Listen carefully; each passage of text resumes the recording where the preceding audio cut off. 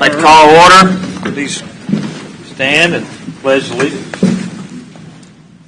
Pledge allegiance to the flag of the United States of America and to the republic for which it stands, one nation, under God, indivisible, with liberty and justice for all.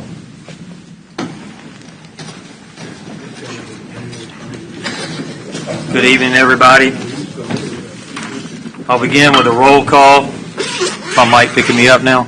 I'll begin with a roll call. I still don't think my mic's picking up. I can hear it. Can you hear me? Can you all hear me in the back? Yes. All right, because if you don't, I'll speak real loud.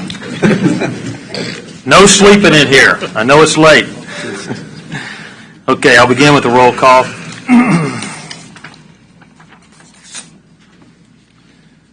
August Major, Jaden Bailey. Here. Alan Stewart. Here. William Gutschalk. Here.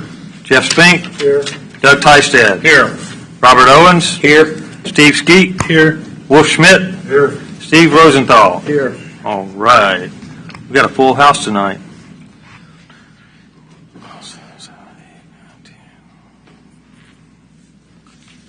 Okay. I'll entertain a motion for approval of minutes. Second. I have a motion and a second. I'll call roll. Jaden Bailey. Abstain. I was absent. Alan Stewart. Yes. William Gutschalk. Yes. Jeff Spink. Yes. Doug Tystad. Yes. Robert Owens. Yes. Steve Skeet. Yes. Wolf Schmidt. Yes. And Steve Rosenthal. Yes. All right. 8 and 1. Okay. Secretary's report, please.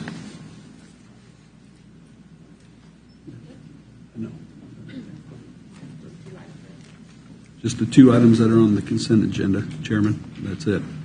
Which are Goodness and Mercy Farms and the preliminary and final plat of Bosworth Edition Number 2. Okay. Thank you.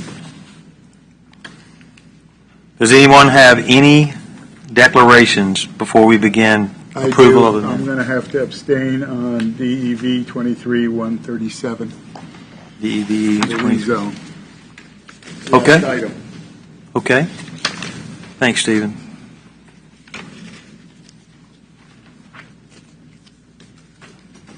Okay. All right. I'll entertain a motion to approve tonight's agenda. Second. Motion is second. All right, I'll call roll. Jaden Bailey. Yes.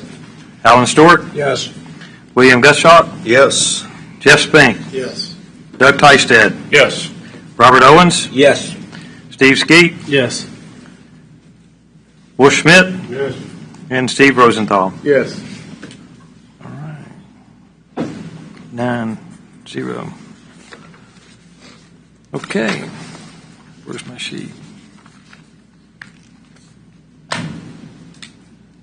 Begin with the regular agenda.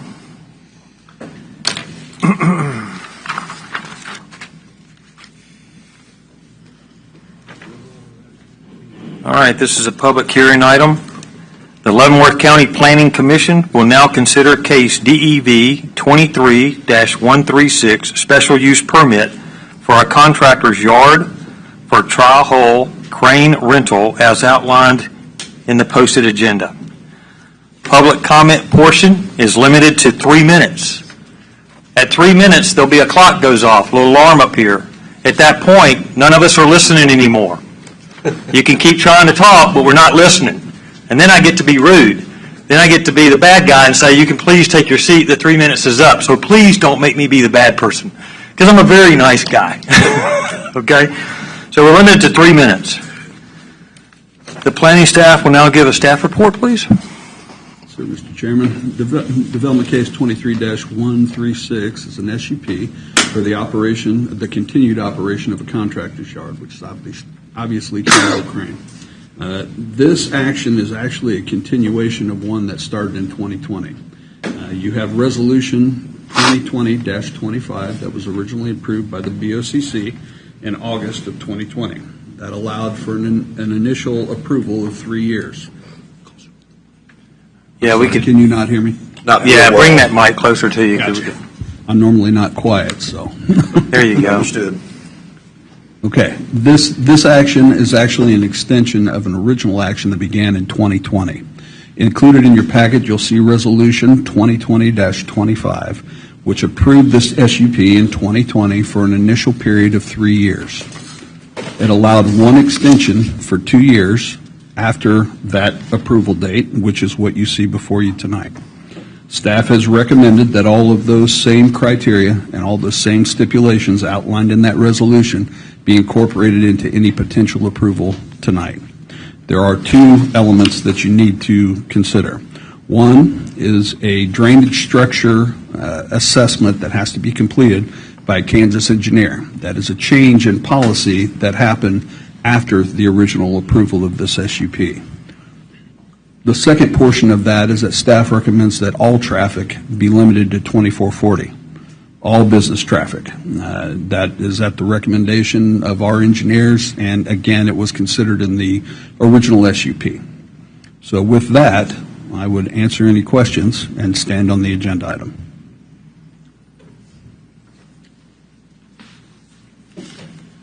Anybody got any questions? You guys got any questions? Yeah, please, go ahead. I'm sorry, did you have a question?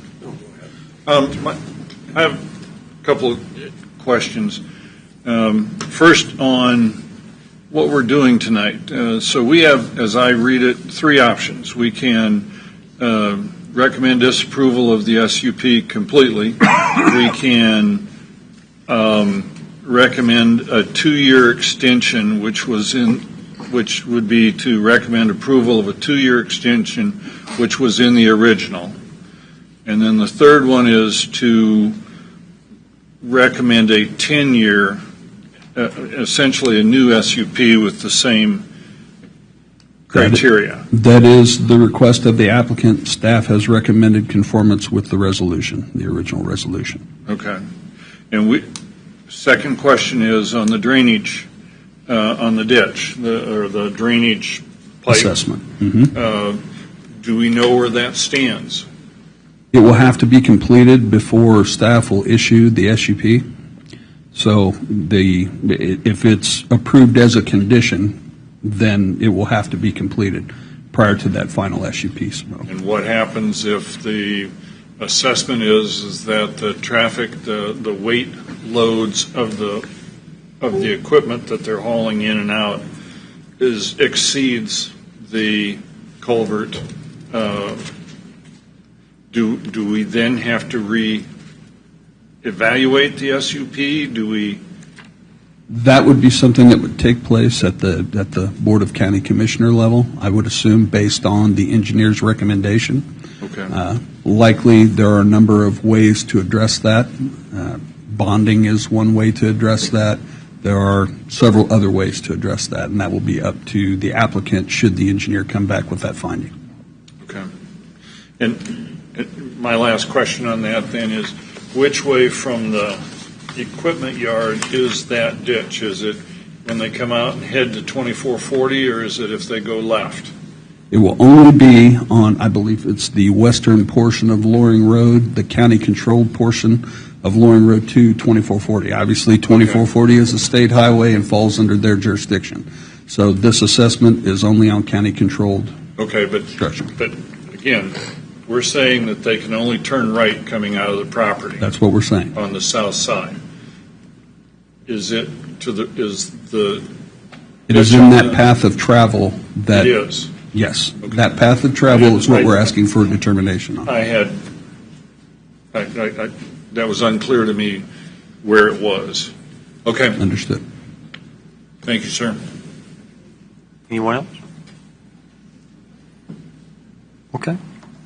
Upon opening this public comment portion of this hearing, those of you who wish to speak either for or against this item upon recognition will give your name and address each time you begin to speak. This is necessary since the public hearing will be recorded. The public comment portion of this hearing is now open. Good evening. My name is Kurt Brock. I'm an attorney at the firm of Brown and Ruprecht. My address is 2323 Grand Boulevard in Kansas City, 64108. I'm here to speak in support of the application for the special use permit, the extension of that permit. With me today is Donna D. Hall. She owns Tri-Hull Crane. Tri-Hull Crane is a woman-owned and veteran-owned business. And as the name suggests, it's a crane service. It supplies self-propelled cranes and provides hoisting services throughout the area. As staff indicated, we are operating under an existing special use permit that was granted in 2021. We are asking that that permit be extended. We would like a little bit more than 2 years, but we understand that under the current regimen from the Board of County Commissioners, they put a 5-year time period on that for the expiration of the SUP. The issue of the hours that staff has brought up, I think we're in agreement for the most part with the conditions that staff is proposing. The issue of access that you brought up, and that is an issue that previously I believe that the County Commission had allowed traffic to go either left or right, in other words, towards 32 or towards 2440. But if it's decision of this body to only go 2440, we will certainly accept that decision. We're not here to fight that or make waves with regard to that. According to staff that I spoke with, there have been no complaints about my client's business since the issuance of the original SUP. Tri-Hull, as you may know, does a lot of volunteer work in the community. It's a good corporate citizen, and it tries to do the right thing. You mentioned the drainage structure assessment. You asked about the status of that. That is in the works. Tri-Hull has engaged an engineer, and we were informed just recently that the engineer's daughter had twins, and so that's kind of preempted getting the report to you. But we certainly intend to comply with that condition in order to issue a special use permit. So I'm here to stand for any questions that you might have, or Ms. Hull may have for Ms. Hull. I have one more question, I'm sorry. Please, this is why we're I here. was also confused by the condition number 7, or recommended condition number 7 up there. The existing RV shall be removed or it will not be lived in. I'm not 100% certain. I know what that means, and Ms.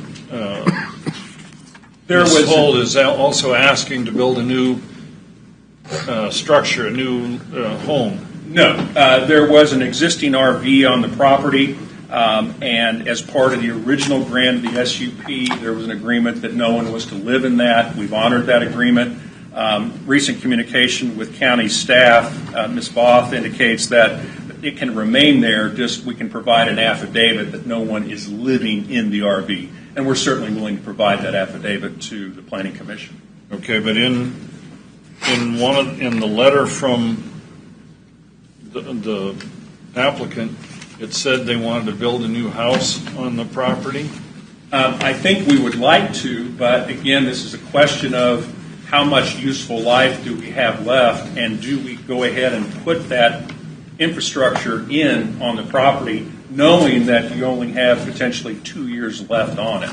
So right now it's not being lived in, and that was staff's concern. They didn't want somebody on the property. This is obviously an ag use and obviously a commercial use as well. Okay, thank you. That answers my question. So I know you said this up front, but you're speaking for the client Correct. tonight. Correct. Got it. We're asking that it be approved. Okay. All right. Okay. Any other questions? Do you have one? Jeff, go ahead. When you guys were here previously, wasn't part of anything we had in writing, but verbally, we discussed you moving your cranes to a commercial property. Did you look into that? We have looked into that, and as you might have guessed, the sky-high price of commercial real estate right now, along with lending rates that we are running into, has slowed that.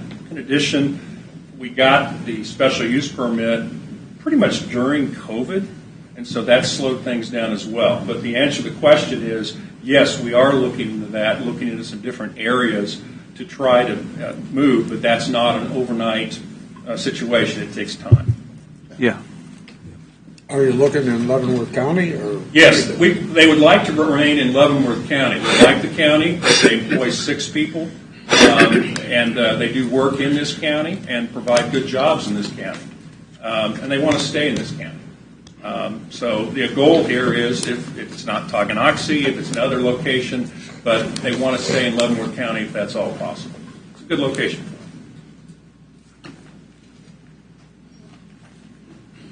These are all great questions. Anybody else? Okay, thank you, sir. Thank you. Thank you, thank you. We will now hear from those individuals present wishing to speak in favor of this request.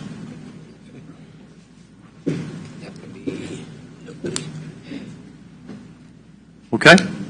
We will now hear from those individuals wishing to speak in opposition of this request. And I read that sentence all backwards. Good evening. My name is Rebecca Swearingen. I'm located at 24921 Loring Road, and I would like to take a few minutes to go back in time. Right as COVID did hit and the public could not attend meetings, there were 3 SUPs on an agenda: Twisted Vines, Irvin's Beyond Paradise, and Tri-Hole. Over 50% of our neighborhood west of the bridge signed a petition. We did not support any of the SUPs, as we were in an agricultural preserve. One of the wineries dropped their SUP, and Tri-Hole had not finished all of their requirements. Our petition was ignored completely that night. Once Tri-Hole did go through with an SUP, 70% of the neighboring properties protested. What we have always been against is losing the tranquility of our neighborhood, safety on our road, and losing our quiet community. As mentioned in the letter from Tri-Hole about several SUPs on the road, the nursery is closed and for sale. The hog raising facility has been a 3rd-generation agricultural place, doesn't need an SUP, and only one winery has an SUP. So yes, I will concur that our road has changed drastically with the 2 current SUPs, to the point of having to widen our road and uncontrollable dust. This may be called a contractor's yard, but it is a non-conforming junkyard with multiple dirt-moving machinery, cement blocks to hold recycle, multiple containers, large recreational area that friends and family use that has contributed to a death, consistent vehicles coming and going at all times of the day and night. The only stipulation of the SUP was to have a screening that has been dead twice since planted. Moreover, it covers none of the views of the property. We prefer to have no industry in our neighborhood. I wish this could be anonymous as to the concern of future retribution. A little history note: many of us spoke up, wrote in before, yet here I am, the only one now. But please know that many of my neighbors do still feel the same belief and thoughts that we do. Thank you for your time. Thank you, ma'am.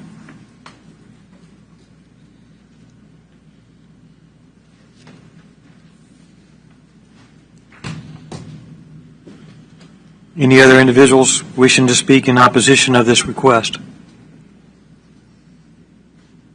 Any other additional information to be presented? I have none.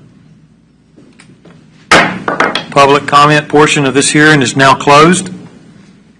Kansas law allows for a petition protesting the decision of the Planning Commission. I apologize. I'll state again. Kansas law allows for a petition protesting the decision of the Planning Commission to be filed. That petition must be filed within 14 days after the date of the public hearing. Additional information of the filing of a protest petition can be obtained from the Office of Planning and Zoning. Are there questions or comments from the members of the Commission? Possibly one question. If I can have Rebecca return to the stand, please. Did I understand you correctly in saying there has been a death there? Yes. Do you have a case number to cite that would go with that? I do, but not with me. Okay. Thank you.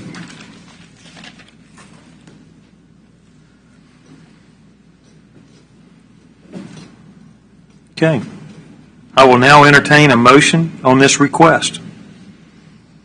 The current request is the Leavenworth County Planning and Commission, case number DEV 23-136, special use permit for a contractor's yard for tri-hull crane rental as outlined in the posted agenda. So just to be correct, with any motion, we'd have to clarify kind of what route we'd want to go in terms of if it's an extension, how long. Yes, sir. Yes, sir. Well, if you Yes, sir. do And any what's conditions? listed here, I think that's all you have to address, Is the extension. and Yep. golden factors. Yeah, if you modify the staff's recommendation, you would have to verbally Yeah. modify Okay, I that in got you. motion. If not, then you can make a motion to approve or deny based on those conditions as outlined in the report. Which is the 2-year. Yeah. Okay. Yes, 2-year. We're fine. yes. There was an original agreement for a 2-year extension, is that correct? Yes, Yes. sir. That is also included in your packet, and Yes. that was Resolution 2020-25 that outlined the timeline, and I believe, as the attorney stated prior to, that it was a maximum of 5 years. They had an initial 3, and they had an opportunity for 1 extension for 2 years, which is what we're doing here tonight.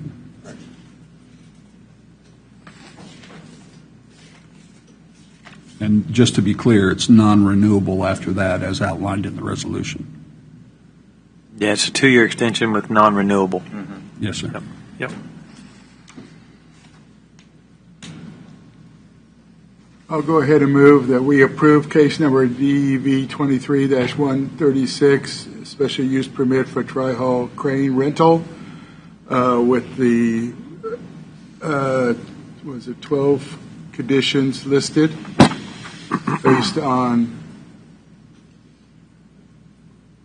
Staff the recommendations? golden factors, based on the golden factors outlined in the staff report. So you're recommending the Yes. 2-year. The 2-year is just written. Outlined in one through Yep, 1 through 2-year. 12. That's 2 years. Absolutely. I'll second that. I have a motion, and I have a second. Are there any discussions? Mr. Chairman, Yes, sir. I'm concerned about the witness's comment that she is concerned about retribution for speaking up. Can I ask what kind of retribution we're talking about? I guess I can speak. I have lived on Loring Road for over 30 years. My husband's born and raised there. We are a very tight community beforehand. We have multiple first and second generation mom and dads and children that came back and bought houses there. We live on a farm. We have over 100 head of sheep and acreage. And let's just say that some of the other people that have spoken up and talked before, we fought this for over a year when it first came out. One person sold their property. We tried to sell ours. We couldn't even get anybody to give us a lowball offer on it. I know they've widened the road, but if you've ever met one of the cranes coming through, there's not enough room on our road to actually get up and get down. If they're coming in and you're out the dirt road getting on 2440, you have to back down so they can get in, or they have to go on down and turn around and come back. There has been some, and there has been some other people that have had some disruptions with them, and they have just chosen to lay low. I'm not scared. What I am worried about is, I am and I'm not. Like I said, there used to be, 70% of the neighbors talked before, and now there's only me. And so I am a little concerned that there could be, we put a fence up in front of our property so nobody could come in, or there couldn't be, our dogs didn't get out on the road, or other people couldn't come in. It's been a fight. So I'm not afraid. I mean, I can see that there could be some. Thank you. They're not happy with me. Thank you, ma'am. Just a quick question to staff. Was it, there have been no complaints, is that correct? We have had no complaints during this 3-year time period that I'm aware of. Okay.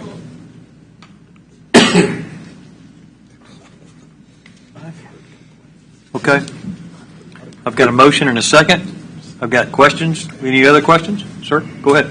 Just quick comment or question and kind of follow up for those members of the board, because this precedes me. And Jeff, you brought up a point that this had been asked about, this being possibly relocated.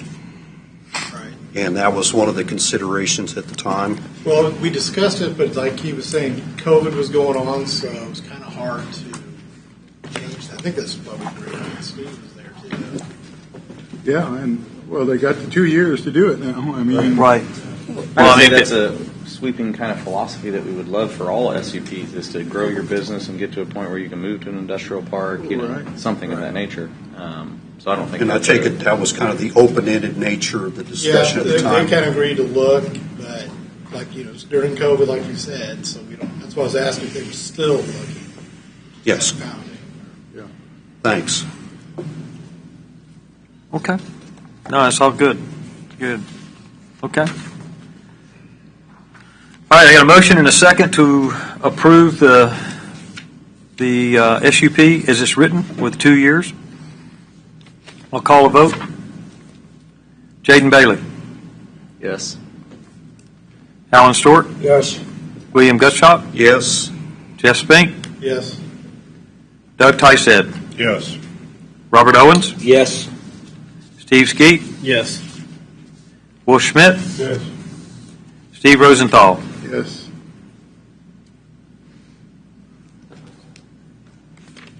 The vote is 9-0 approving the SUP 2-year extension.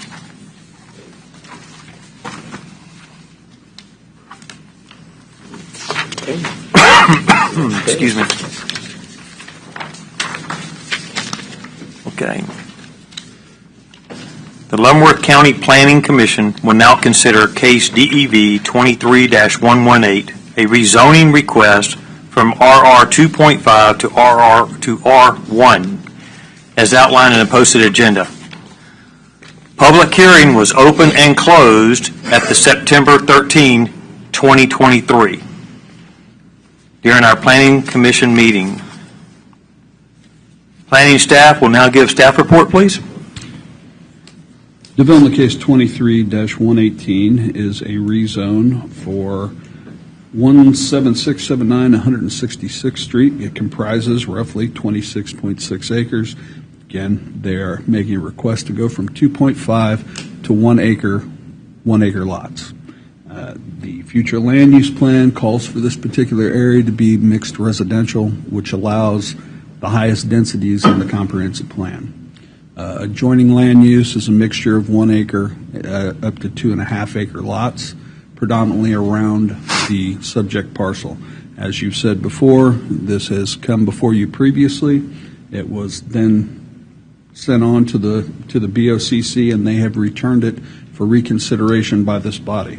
The applicant has included a conceptual plan as new information for you to review as part of your deliberations, and they would ask that you make a determination this evening. That's all I have. Can you restate the last statement you just said? The county commissioner, say that again. The county commissioners remanded it back to this particular body with new information being the conceptual plan. They have asked that a determination be made tonight, for or against, on the action. Okay. All right. This is a conceptual plan. drawing. It is a conceptual plan. This is not a preliminary plat. In previous meetings, there have been concerns by many commission members that general layout of lots, approximate numbers, those items have not been included in these packets. Staff agrees. Staff has asked all applicants in land use issues from this point forward to include a conceptual plan with a land use amendment. So what you see before you tonight, again, is new information that you didn't have the last time it was before this body. So this is what the applicant has determined to be his general idea for development on this particular acreage. You all saw that in your packet? Okay. Good. Any other questions from the council? Yeah, I do on the distance between the proposed road and the driveways to the north and the south. That all meets your requirements. I'm sorry, The Mr. distance from the proposed road to the driveways to the existing north and the existing south. So again, what I would say is this is a conceptual plan, Right. not a plat. Right. So the items that you're talking about and definitive measurements as to driveway access points, length of cul-de-sac, intersecting streets are components of the platting process. So the action before you tonight is a land use change. In general, do these lots adhere to the general neighborhood around the subject property? So I would defer those answers until we get to the platting process. Well, so we're talking traffic study is part of the plotting process. We're talking drainage study is part of the platting process. Well, I think that was our big question at the last meeting was the water drainage. That was our biggest concern. Where's this water going to go? So we're still. Well, and we heard from property owners that were already getting flooded. Yeah. I'm glad he used the word conceptual, because to me, this isn't any additional information that we already knew. I mean, we already knew this is kind of what they wanted to do, and we denied it. The county commissioners have given zero input as to why they're sending it back, other than the appearance to strong-arm us into a decision that they want. Conceptual is a fitting word because it's a kind of a key case in what the concept of the future of the county is going to look like from a rezoning and a development perspective. I know that the public portion is closed. I've been told we could reopen it. I don't know that we need to, but I would like to ask if there's a single person here, other than the developer, that is here in favor of this development. So for the record, there's no hands. How about a show of hands? Who's here that's not in favor? Who's of it? here against it? Everybody that's here. So from a concept, I have a hard time making decisions that go against the citizens that the county commissioners are supposed to represent. I guess that'll be my. I don't feel like you said, no new information really has changed anything. So, Well, again, if I could interject for a moment. Please. The requirements of the subdivision regulations are the requirements of the subdivision regulations, keeping in mind this is not a platting process that is before you tonight. This is a land use change. So from an informational standpoint, a conceptual plan is just that. It's a general layout, and you will see that a lot of times in preliminary development plans, and we will talk about this further in the study session later tonight. So it's a matter of the information that has to be provided and the additional information that's provided over and above the requirements. From a staff standpoint, we are governed by the regulations that are currently adopted. So those regulations from a staff standpoint are the future land use plan and character of the neighborhood, those types of items as outlined in the staff report as it relates to the regulations. Anything peripheral to that, staff will not make a comment on. That is for you to deliberate on. That's fair. I think all of what I said, sorry to interrupt again, falls under character of the neighborhood. So for me, if we can use a golden factor to cite a reason for denial, I don't need to go any further than that, because the neighborhood showed up. Okay, I'd like to just back up for a little bit. I went back to watch the two meetings in preparation for today because it's not often that we find the remands coming here. So when we last heard this item at the Planning Commission level, there was a motion to deny it based on the character of the neighborhood, hydrology, density, distance from the city, plan of controlled growth, and effects on nearby properties. When it went to the commission, there was discussion. They wanted more clarity on several items, and they clarified in their motion that when they remanded it back, they wanted to hear more reasons from the Planning Commission as to specifically could they delineate why it doesn't match the character of the neighborhood, considering the other subdivisions in this area. Second, they wanted more information on why this body didn't believe it conformed with the comprehensive plan. And then there was also discussion about additional clarity of how they thought the platting process was being mixed in with the subdivision regulations process, as Mr. Jacobson just specified. So that is the guidance that they asked for today, is more information on those items, and then this body can consider that again and make a recommendation to go back to the Board of County Commissioners. Thank you. Hopefully that is helpful.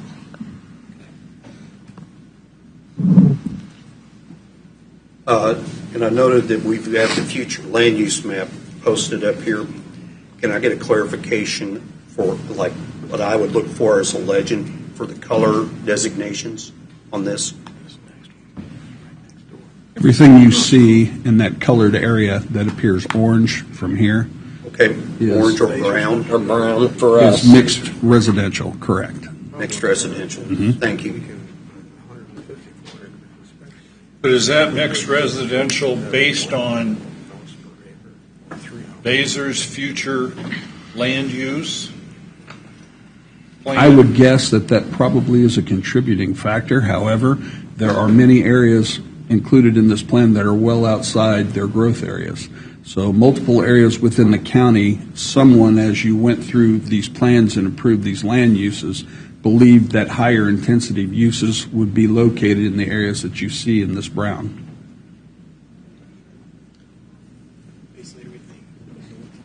1 acre and 2.5 acre.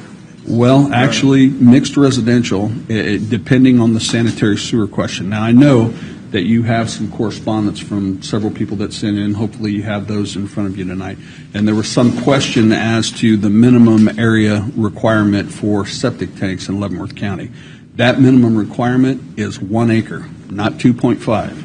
That changed in 2020 under resolution, 2021, under resolution 2021-27. So the majority of the adjoining subdivisions were developed in the late 80s. The first phase in 1986, mixture of 1 acre and 2 acre lots. The second in 1989, again with mixtures of 1 acre and 2 acre lots. And the third phase in 2021 with 1 acre lots, just for informational purposes, all of which complied with that future land use plan. That happened in 2020? I'm sorry. 2020 that changed? 2021 is the resolution number. So yeah, it was actually July 21st of 2021. 21. So, my next question is, the blue outline that we see on the map, that is Basar city limits. Am I correct on that? Well, the blue outline you see in the block is the subject property. No. If we come on up here to Evans Road on our deal, there is a blue outline that comes Evans to 165th up behind that Quail Walk, and that is all Basar city limits. Yes, the dash line you see above Evans Road is the current Basar city limit.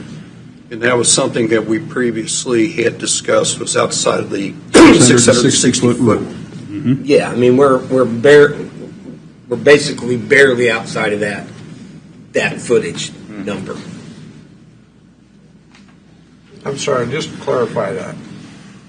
Ginger Creek is not in the city limits? No. No. Nope. And the sewer is on State Avenue and 166th Street?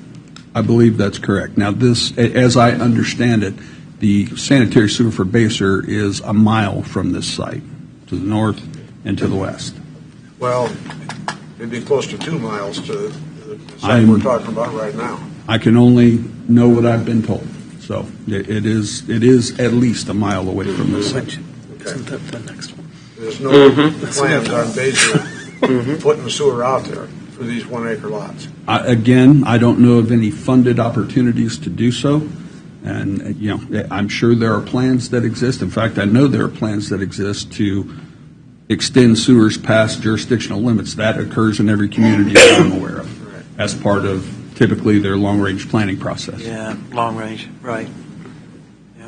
And the 1 acre sanitary sewers, that also complies, Leavenworth's regulations comply with the state of Kansas.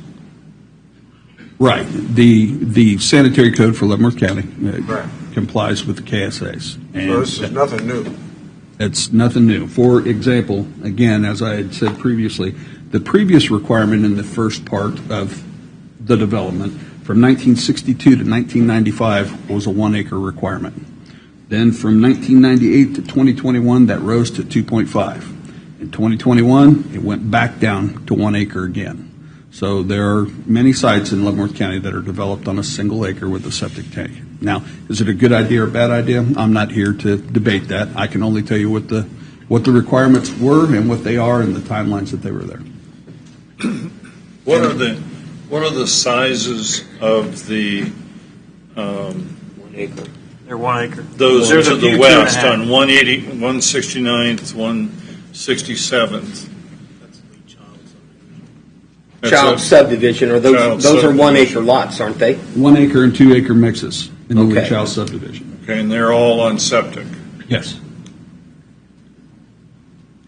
Not to conflate cases, but we do have a case later tonight that has some similar issues. It is. Um, It's right What's next door. directly And- related? Yeah. Yeah. I said not to conflate cases, but we have a case later on that has very similar, if not identical almost, issues as this case. And there's a letter from City of Basehor talking about their apprehension of this type of development and how it might impact the extension of the sewer and everything in terms of their infrastructure. So I think that's something to be taken into consideration. That, there's a bigger picture, even though we're one kind of separate entity, there's a bigger picture in mind. I'll be happy to discuss those items when that agenda item yeah. comes up, because there are some plating issues Okay. that will directly relate to that particular question. Perfect. But that is Yeah. separate from this Right. particular action. So, and I think the big problem for me last hearing was the water. I mean, Yeah, but you we're got we're going to get growth no matter what, but I just want to make sure nobody's flooded. So if we can figure out, and I know here's what we're going to be told, that comes at the next stage. Well, the responsibility of the developer typically is that you have a zero net increase, okay, coming off the site, pre-developed and post-developed conditions. You do what you have to do to get to that zero net increase. Now, that doesn't mean that you fix drainage problems off-site from where you're developing. There is no responsibility of a developer to do that, none that I'm aware of. So, again. But there is responsibility to prevent additional. That's which correct. is what you're saying. That is Zero, absolutely correct. right? Yes. So there would be no additional water, no increased level of CFS coming off the site than currently exists today. Now, how that's going to be accomplished, if there's on-site detention, configuration of lots, I can't tell you that until the plating process. I was going to say. Again, the idea behind a conceptual plan is to give you a general idea at the initial stage of development, which is a land use amendment, to determine, again, portions of the golden rules. Does it meet the character of the neighborhood? Is it generally in conformance with what's existing on the site or surrounding those particular areas? That's the intent of that type of information. Engineering components, stormwater studies, again, those are functions of the development process further down the road. But as opposed to just going to a future land use plan with no conceptual plan, I don't think that's appropriate. I think you need to have some idea of what's going to go on the site. It, again, doesn't determine exact property locations, doesn't even determine exact road location, but it does give you a general idea of what you're going to be dealing with when you get to that plating stage. And again, when we go to this work session tonight, I will further define that and give you proposed criteria for future development plans that will address some of these items. But understand that the initial portion of development processes do not include elements of engineering that we're talking about here tonight. So again, I just want to be clear from a staff standpoint what the requirement is, what you've been provided, and how we make our recommendations. That's all. And Councilman Owens, that's what we asked for, right? And so that's what he's doing now, is he's giving us conceptual. So at least we have an idea, fully knowing that what we're talking about here tonight is purely what's written, and that is an RR 2.5 to an R1.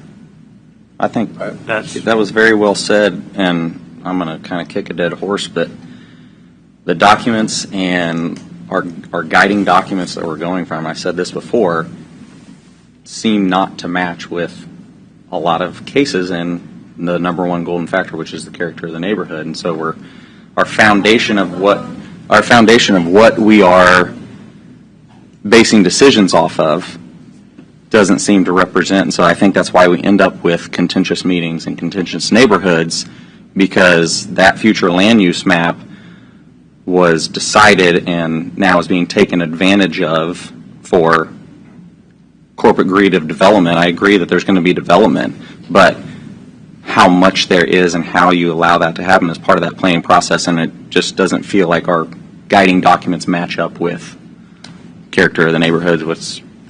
I don't know how we get to the next steps if we can't get past that first one. Councilman Bailey, let me ask you this. If the neighborhood surrounding it and right up against it are 1 acre neighborhoods, how can you tell me that it's not in the community of Well, that's only a portion. I would say that's only a portion, and as we've been told before, things that have happened in the past don't necessarily set precedent for the future. Right. And that's where we weren't elected, but the people who were are supposed to represent, and when we ignore those voices, then I say there's your answer. Thank you. I also think it's important to look 10 years down the road, not just this development. Because, like you said, it sets a precedent. And then what's next? The 150 acres, and then what's next? So, if I could interject into the conversation, that's the reason why you annually review your comprehensive plan. The future land use portion of your comprehensive plan is a key component. I 100% agree. It may not be totally dependent on what's existing there. Where do you believe your development patterns are going? Now, I wasn't part of this last process, but I've been part of many, many, many comprehensive plan processes. As a body, your primary first element that you look at is always going to be in the planning process that future land use plan. Does it dictate that you absolutely have to adhere to it? It doesn't mandate that you do, but it wants you to consider those elements of that comprehensive plan first. I agree. Unfortunately, our attempts to review the comprehensive plan have somewhat fallen on deaf ears. So, well, I can promise you that we will be reviewing that in the coming year. However, comprehensive plans are a living document. Traditionally, they're good for 5 to 10 years. You review on an annual basis to determine your process within that comprehensive plan document. The intent is not to rewrite it on an annual basis. It's to review it and see where you're at in that vision. Could you bring up that concept drawing again? I'm sorry. And again, I'm answering these questions to, I appreciate just it. clarify the process. No, you're fine. You're fine. I guess I just wanted to look at this again. We've talked a lot about continuity of roads on new developments, and this isn't going into Child's Addition, is it? Well, again, this is a conceptual plan, and if I'm looking at this plan, I notice that the lots that are around that proposed cul-de-sac are considerably bigger than the lots that are adjoining the main entrance. At the end of the day, it's quite possible that that roadway will connect with a pre-platted roadway adjoining this particular subdivision, and those lots may be reconfigured closer to 1 acre. That is a logical thing for me as you go through the platting process. Again, keep in mind, conceptual versus plating are galaxies different. The intent is to give you a general idea of what's going to happen as it relates to densities adjoining existing neighborhoods and general layout of roads. Well, I understand that, but as I look at this, the concept seems to be not to connect to Child's Edition. Well, and, again, and the idea was that, hey, this is going to be a continuation of Child's Edition. And again, when we get to the plating process, because staff doesn't review a conceptual plan for adherence to the subdivision regulations. That's not part of what we're doing. And again, tonight, when we go through the work session, I'm going to give you elements that I believe need to be included in conceptual plans. As it stands today, those regulations don't exist. This is a byproduct of conversations I've had with every developer that is proposing a land use. I want to see a general conceptual plan. We will further define that through the regulations as we move forward, and you'll hear more about that tonight. But the connection and the compliance with the subdivision regulations are a function of plating. Likely, they'll be a function of a development plan once that becomes a regulation further down the road. Right now, this is a courtesy. We have to make our decision based on a guess. Well, again, you're not subdividing lots here. No. You're not No, making we're plating not, but decisions. we are You're opening the door for it. You are. For 1 acre lot. You are. You are. Well, and in all reality, that is what the comprehensive plan calls for, though, is mixed use. So, I mean, we didn't change anything here. They voted on this comprehensive plan, 2-3 years ago? So I'm sure everybody in this room was there and said, hey, we don't want 1 acre lots next to my house. So, I mean, there should have been some input when the plan was done. So, There was. Yeah, 70% from that study, 70% of county residents said that rural atmosphere was one of their top concerns. It doesn't seem that 1 acre lot developments have addressed that concern. The only people that want that are the people trying to make money off development. Come on.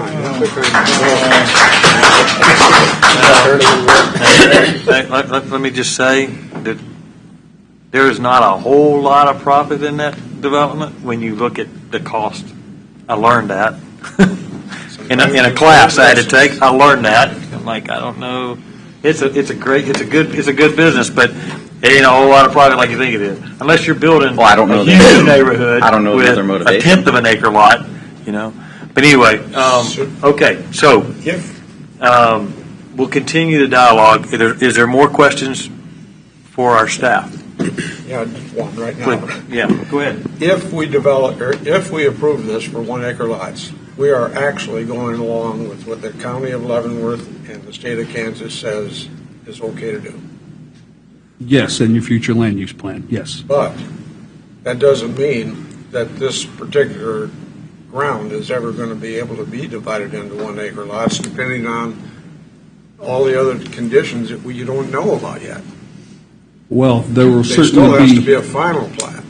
Right, you still have to go through the preliminary and Right. final plating stages in which all of the engineering, the road connections, the subdivision regulations, all of those components are part of the So plan. what we would be doing if we approve this for 1 acre, we'd be telling the public and the developer and everyone that, okay, we approve what Leavenworth County has already got on their books, it's okay. What the state of Kansas says will work. That doesn't mean that you're going to be able to develop this into 1 acre lot. It could be 1 acre, or it could be 2 or 3 acres. 1 acre is the minimum. Minimum. There's nothing that precludes somebody from coming in and putting 3 acres in. Right. But 1 acre is the minimum. So if we vote against it, we're actually voting against But the what the county and the state says is okay to do. yes, But as long as we cite a golden factor and have a reason to do it, we can do that just like we did the last time when we had the exact same information. Well, the golden factors are subjective. You That's look at exactly- it different than I do. And Yes. different probably than 9 other people do. But, yeah, I understand that. All I'm trying to get at is that our vote tonight is based on a lot of information we really don't have yet as to what is actually going to happen with this ground. But that's the whole issue here. We're not going to have all of that, and this could happen 10, 15, 20 years from now. I mean, it may never come to resolution, but we have a lot of landowners that have been coming through. Remember when I made the comment before I became chairman that I guess that's what we're going to become now, is every landowner out there in Leavenworth County is wanting their land subdivided into 2.5, 1 acre lots, leaving it to their sons, daughters, or grandkids that one day, if they decide they never want to live on it, they can just sell it, subdivide it out. But there was no intentions of anybody ever doing anything with it, but they paid a lot of money to have that surveyed. Yep. You know? Well, again, I can't interpret motivation. I can't tell you. Yeah, we know the motivation here. I can only tell you what the regulations say. And at this stage, it is simply the opportunity the applicant is asking for the opportunity to plat, at worst, 1 acre lots. They may be bigger, they may be less, but at the end of the day, this body will hear that platting process. And make So ultimately, it's going to get down to the county commissioners, the elected officials, making a final decision as to whether or not you can do 1 acre lots or if you have to do. That is true. That's 3 true. acre lots. That's true. So all we are actually doing is, if we approve it, we're approving what is already in Leavenworth County and the state of Kansas. The ability to put a septic tank on 1 acre, one acre parcel is allowable in Leavenworth County and the state of Kansas, yes. And this meets the special use plan. This meets all the documents that we have based on mixed residential. That was the other question you were asking. Yes. So what we're talking about tonight is in accordance with everything in writing that's already been signed and deeded. Yep. I have one last question, sorry. I printed off the factors to be considered from this case in September. And in September, factors number 2, 4, and 7 were checked met and not met. Our packet this time, they're all checked met, but the verbiage is the exact same. Is there a reason? Yeah, because I'm the one putting the agenda packet together and you had a different planner putting the first one in, so the opinion is different. Gotcha. Thank you. John, I got a question. Yes, sir. Do we have to make a decision on it Yes, tonight? sir. Yes, sir. Because Why can't we just send it, notice Because it it's- and it's sending it back, isn't it? Because it's been remanded back. So the public hearing has already been open and closed. It's already passed on to the BOCC. They've remanded it back to you for action with additional information.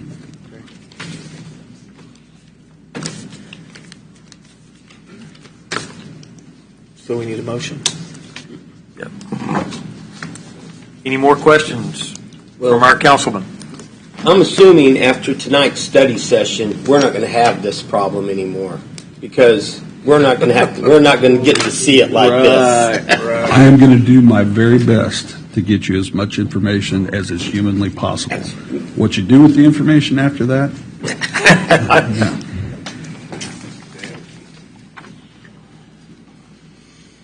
Okay. I'll entertain a motion on this request. The request is from RR 2.5 to R1 as outlined in the posted agenda. Case DEV 23-118, a rezoning request.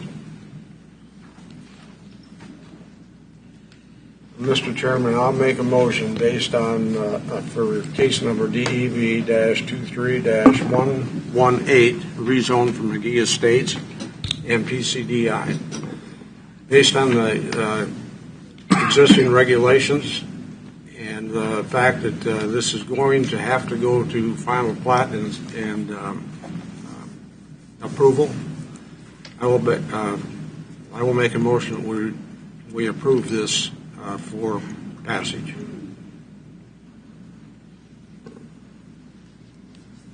Okay, I have a motion to approve as written to RR 2.5 to R1. Do I have a second? Second. I have a motion and a second. Is there a discussion of the motion? We probably talked about it a lot already, isn't it? Okay, I'll do a roll call vote. Jaden Bailey. No, citing character of the neighborhood. Thank you, sir. Alan Stewart. Yes. William Guschalk. Yes.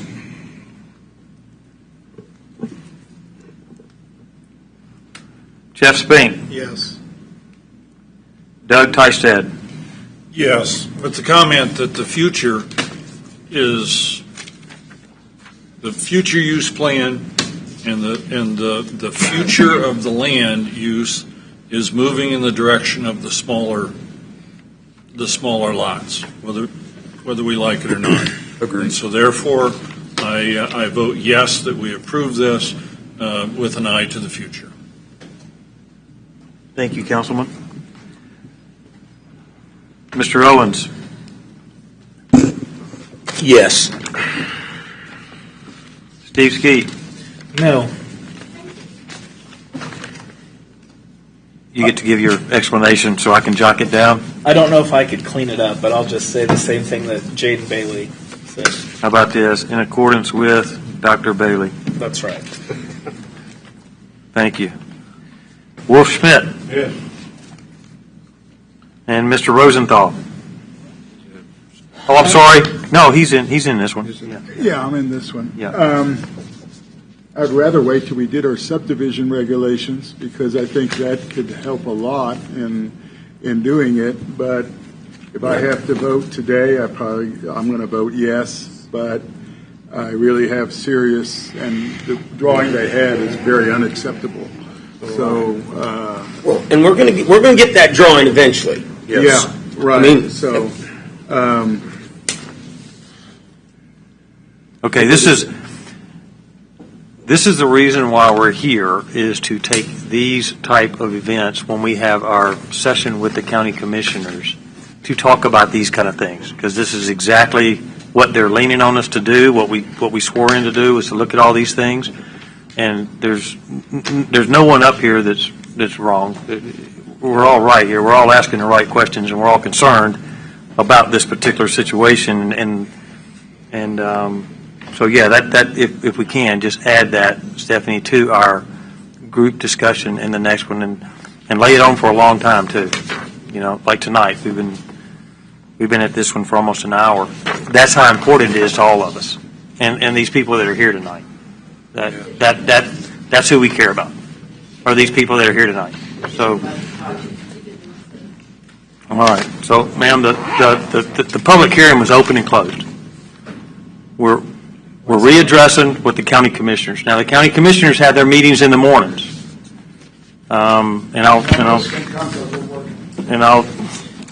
So, the vote carries 7-2. Vote carries 7-2 in approval of case DEV 23-118. They still can do a protest petition, correct? Yep. If you do a protest petition. No, I'm sorry. That once the public hearing is open and closed, you have a 14-day period after that. And that expires, and then it Okay. moves on to the BOCC, which it did, and then they remanded it back. So as I understand it, that changes it a little bit. So the protest petition, again, it's already been, the time period for that to be filed has already passed, once the public hearing date is closed. So the Board of County Commissioners will consider this item no earlier than November the 29th, 2023 meeting. The commission agenda is posted on the Leavenworth County website and is available for public viewing. Let me just say, I encourage you, if you can, to take that day off, because our county commissioners do want to hear from you. Trust me, they do want to hear from you. All right. Because I'm going to take the day off to hear that one. I'll be there. Okay. Yes, sir. You have to abstain. That's right.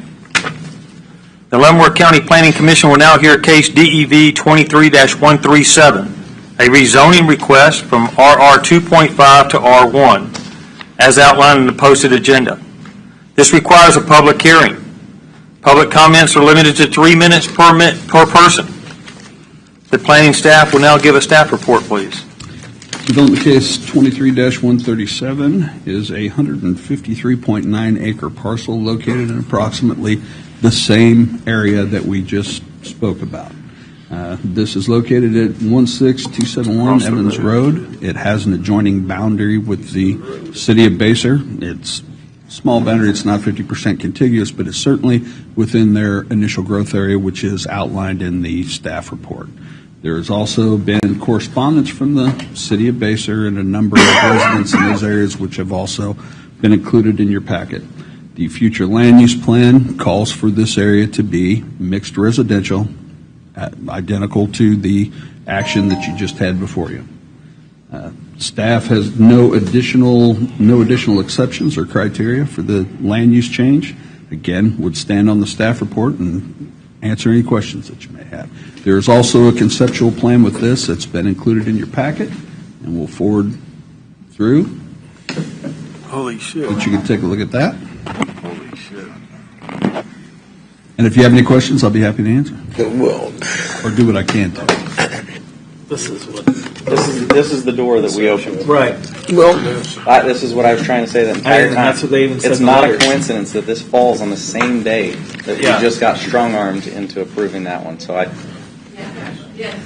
Upon opening this public comment portion of the hearing, those of you who wish to speak either for or against this item upon recognition will give your full name and address each time you begin to speak. This is necessary for the public hearing is being recorded. The public comment portion of this hearing is now open.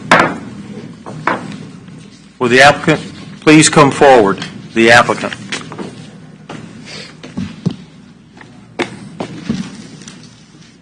Mr. Chairman, members of the commission, thank you for your time tonight. Mike Riley with Riley Development here on behalf of the rezoning effort in front of you. A couple comments I'd like to make. First of all, this particular rezoning, as just like the last one, does fit in the comprehensive plan, does abide by all size regulations that has been discussed. I was part of that comprehensive plan, as I hope many people in the county were, to decide land use and densities going forward, not just for today. What I can tell you is this site is for sale. This site will sell. This site will develop. The question I think in front of you is it going to develop in 2.5 acres, which will accommodate roughly 40 homes? Is it going to develop in something that conceptually we have designed in front of you today that is 1 acre, that is roughly 85 homes? Or if the city of Basehor has its preference, it will be developed with city code for 300 plus homes. It will develop. So I think the role, and again, I respect all people that serve and all comments, two things. I believe the role of the Planning Commission and the role of the Board of County Commissioners is not to represent just the people in this room, or just me, or just the neighborhood. The Board of the County Commissioners, the Planning Commission role is to represent 72,000 people for the best use of our land in our county going forward. This particular site is in the growth pattern of Basehor. It's in the growth pattern of Kansas City. If we were to simply listen to neighborhoods, nothing would develop. Nothing would rezone. No plats would be approved. These fine people sitting here tonight, who I'm sure are very against this project, would not be living in their neighborhoods surrounding this property on 1 acre and 2 acre lots if it wasn't for a developer that took the risk and did it, and if it wasn't for a planning commission and a board of county commissioners that approved 1 acre and 2 acre lots many, many years ago when Basehor was truly a farm community. So, when we look at this particular conceptual design, again, as John noted, and by the way, I fully support what John's is your study session tonight, coming forward with more solid plans in the future so that you can make these decisions. There are communities that take that to a very high level before rezonings are approved, which I concur with.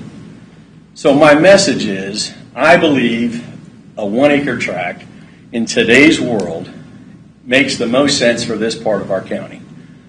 I'm not 100% certain that this particular site should have 300 plus homes, city lots, city sewer, curb and gutter streets with sidewalks.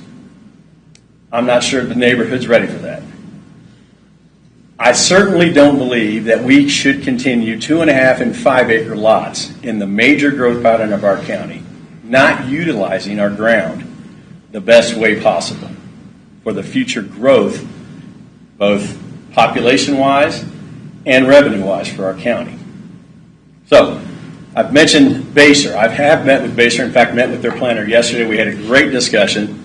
They very much would like this to come voluntarily annexed into the city on city sewer. It is 2 miles away, roughly, mile and a half. Probably with a lot of other issues that go with it. There is no funding. I have committed to them that if they develop a funding strategy, that I will listen, but that I was going forward tonight with this rezoning effort. And they were, as of yesterday, they were in support of that effort as long as I had an open mind going forward, which we have a great relationship. Obviously, as John mentioned, things like drainage. We have a large area that's in a U-shaped in this particular community that we have not done any engineering on, that sits in the low-lying areas that will serve as our detention.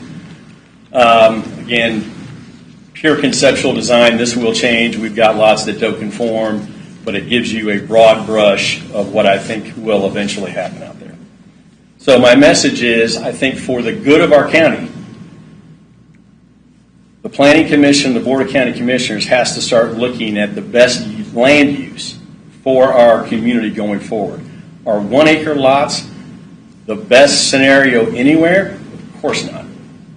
Are 1 acre lots the best scenario in the growth pattern of our community versus potentially city lots or 2.5 or 5 acre, or stripping off the frontage of every corridor in our community for 5 acre and 10 acre tracts? I would say this is a better land use for everyone in our county. Thank you. Happy to answer questions. Hey, Mike, Marcus Major, I appreciate you coming tonight and lay this out. And I'll start with a question for us up here. These 1 acre lots that are, I mean, I know it's a conceptual, right? And you said this is where you've identified that a lot of our areas, Basehor, Tongi, that area, we have manufacturer growth coming in, we have industrial growth coming in. Yeah, it's all growing. And we got to get after it pretty quick because it's going to be here before you know it. Right. Why the 1 acre lots? Why do you say that? Why do you say that that your study shows that that's the better of? 2 reasons. For me, I do tend to look at the surrounding community when we do subdivisions. Obviously, when I drive around this particular area, city lots today, I think, would really upset the community. Probably good for the future of Basehor over the next 100 years, but in today's world, I think it would really be a drastic change for that particular area. So I think, again, looking at it, I think 2.5, in my estimation, in the growth pattern of our community, is too large. It's too large. When you have 2.5 acre lots, most people set their house 60 feet, 50 feet, 70 feet from the frontage. And the balance of that lot, being 250 feet, grows up. It's weed, it's whatever it is. It's wasted ground.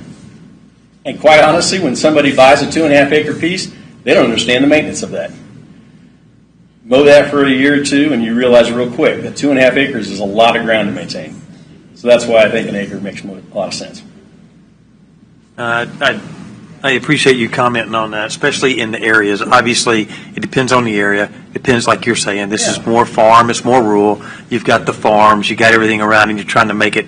You're trying to make it appealing. Right. You know. So, okay, I'll open it up. Questions? Other chairman? I guess I do, just for clarification. Mike, you have talked to Baser that if we deny this tonight, that you are going to be in conversation with Baser to annex that property and put in city sewer. And we will end up with 3 lots per acre. That's what they want, sir. Right. Absolutely. And they want me to commit, even if the zoning is approved, that I will have an open ear. That you have a what? That I will have an open ear if they develop a funding strategy to bring sanitary sewer to this location. So if they bring sanitary sewer to this location, then we're talking back to the It would a then tenth of be an acre. annexed voluntarily into the city of Baser. And we got, The city of Baser. you got nothing to say about that. That's correct. Yeah, but that's what it says. But that's the option going forward. Yeah, yeah. Well, I understand it. But to be Based on the clear, location. And to be clear, those densities will be substantially higher than what you see if there's sanitary sewer run to that parcel. Oh, yeah. It will not be 1 acre lots. no, I know that. That's what I'm saying. It'd We'll go back to the tenth of an acre or something, like a regular neighborhood. be 300 homes Yeah. on this particular site. Okay. How long do you think it'll take you to develop that on 1 acre lots? You know, I see it in 3 phases of 20 to 25 lots per phase, somewhere in that ballpark. I envision it being a 3 to 5 year time frame. 3 to 5?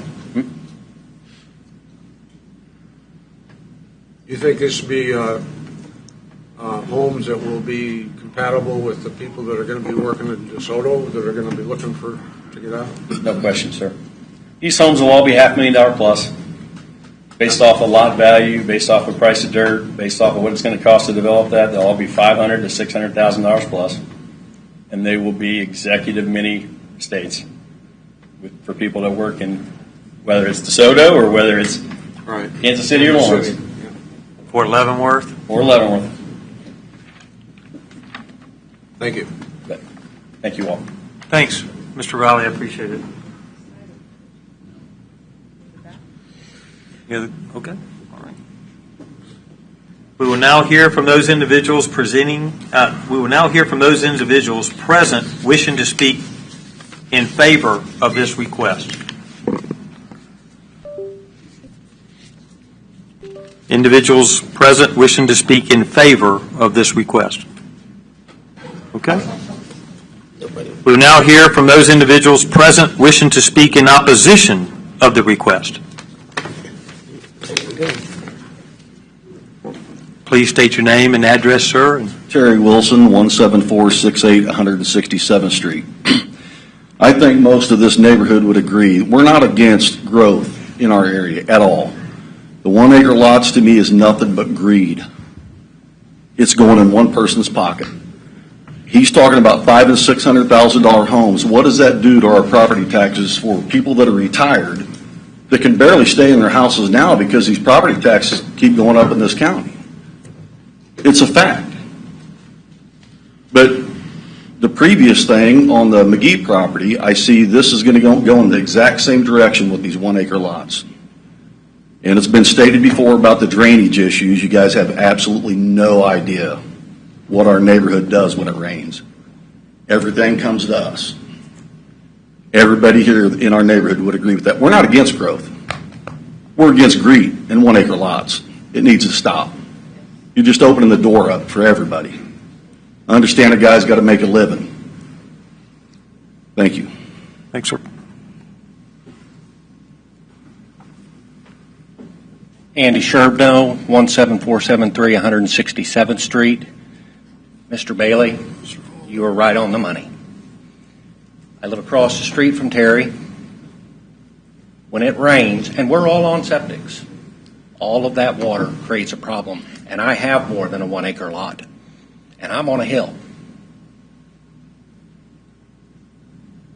Mr. Gottschalk, you talk about all of this industry and stuff moving this way, and we got to be a part of it.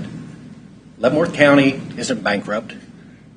Hardworking people move out here. I probably don't have somebody like Mr. Riley to mow my acreage. I enjoy mowing it. It's not for everybody, but that's why we live where we live and we do what we do. We don't want Overland Park Lenexa. We don't want that. Our families didn't want it. Our kids play outside. We don't have the crime that comes with 300 houses or 40 more houses across the street. It's like Mr. Wilson said, it's greed.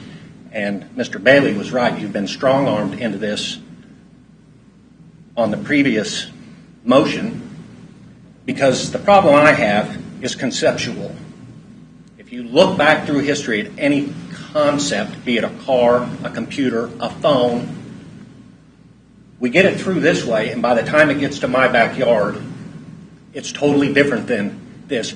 He's not being held to much of anything other than, well, we're thinking about this, while you guys are putting your butts on the line to make a decision based on something that has very little parameter because it's a concept. And again, Mr. Bailey was saying that we don't have any more information. We just prettied it up a little bit as to what this is going to do to the people that live in this area. Thank you.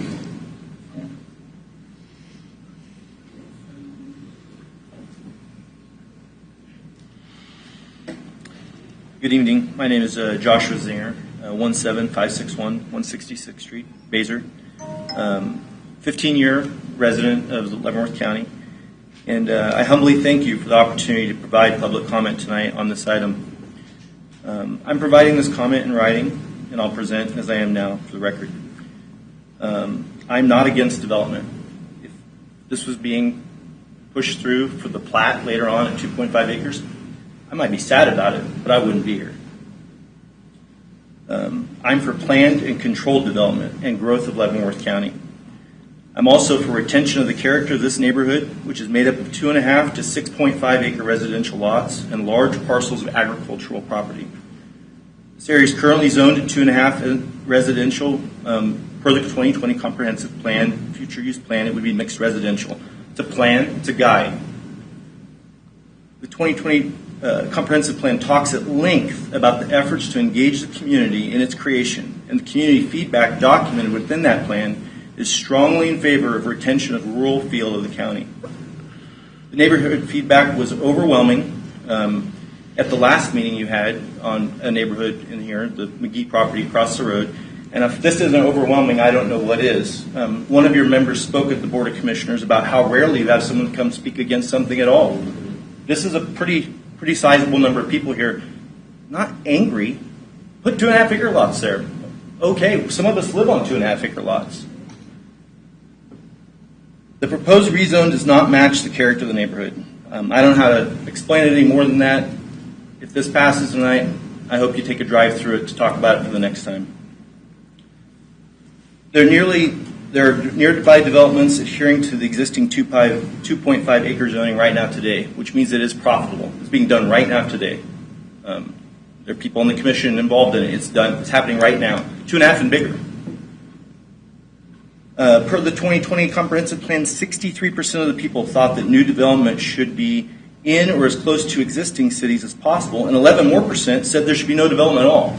I don't think anybody here recognizes that as a real factor, right? But that's still a significant part of what was done in the survey planning. Per the 2020 comprehensive plan, 69% of the people said the most important reason they live here is rural atmosphere. That's an attractive thing for a lot of people.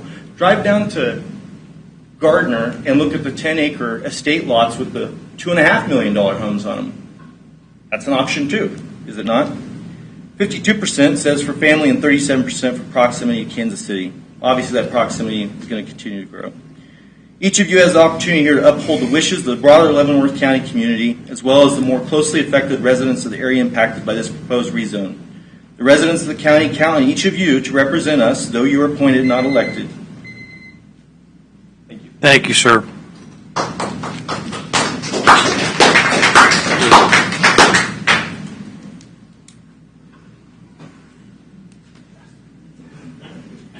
I didn't know if you were going to get up there and speak to me or not. Yes, sir, I am. Thank you, sir. My name is Michael Thurlow. I reside at 17363 166th Street. Josh is one of my neighbors. And I sent an email that was forwarded to you all earlier today And from looking at the drawing and the conceptual plot that was laid out there, and if that could be brought back up, please, so everyone can see it. No, that one right there. So that creek, the big water issue that we're talking about for these 1 acre lots, starts in the lower southwest corner of that map. And it runs through, as near as I could count, about 15 of those proposed lots. Now, if you'll note in the document I sent you, those lots, somebody's going to have to pay to contain all that water to develop those lots in the structures as according to this drawing if we leave them in 1 acre lots. Who's going to fit that bill? I propose it's going to be the people of Leavenworth County. Because those new homeowners with their engineered septic systems, and you'll also note in my document, my neighbors put in an engineered septic system. It fails every 5 to 6 years. Twice I've had human waste on my property. If it falls within that creek and those water lines and the conceptual ponds, the way that map shows, you have the potential of 80 lots having septic field engineering system failures every 5 to 7 years if it's like the one next to me, and all that waste is going to sit right there.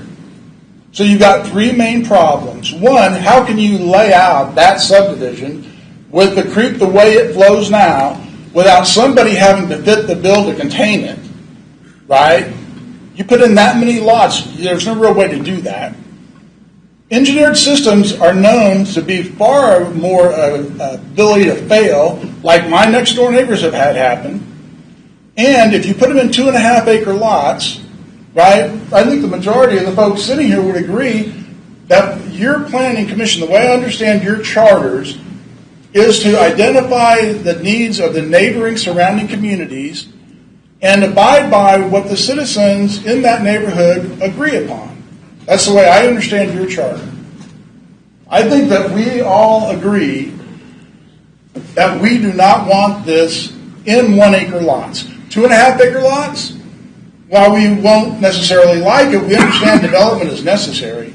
But please don't stick us with a drawing and a plot like this that then the county has to figure out how we're going to pay for all that water drainage and control, or our new neighbors that are going to buy these 1 acre lots on septic systems, then are going to end up with waste because their lots get flooded from all the water that goes through there. Somehow, somebody's going to have to address these issues. Thank you very much. Thank you, sir. Appreciate it.